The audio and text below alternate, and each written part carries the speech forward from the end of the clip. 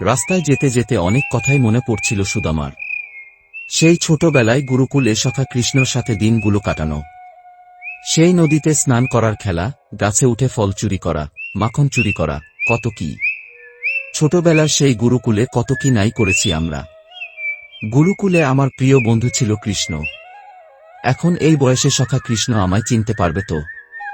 আমায় ভুলে যাবে না তো? কি জানি, হয়তো ফেরত যেতে হবে বাড়িতে। কারণ শ্রীকৃষ্ণ তো দ্বারকাধীশ, দ্বারকার রাজা শ্রীকৃষ্ণ। আমায় ঢুকতে দেবে তো রাজপ্রাসাদে? হয়তো চিনতেই পারবে না। তবু যেতে ইচ্ছে করছে, একবার সখা শ্রীকৃষ্ণকে দেখতে, হোক না আমার অপমান। শুধু বলবো, আমার গুরু আর সখা কৃষ্ণকে একটি বার দেখতে। একটু প্রাণ ভরে চোখের দেখা দেখতে চাই আমার সখাকে। তারপর আমি চলে যাব। কিন্তু সুদামার জন্য এত সুন্দর আতিথেয়তা, এত ভালোবাসা, বন্ধুর উপযুক্ত সম্মান পাবে, সুদামাই ভাবতে পারেনি বন্ধুত্বের এক সুন্দর হৃদয়স্পর্শ সম্পর্ক হতে পারে। সেটা শ্রীকৃষ্ণই বুঝিয়ে দিয়েছেন।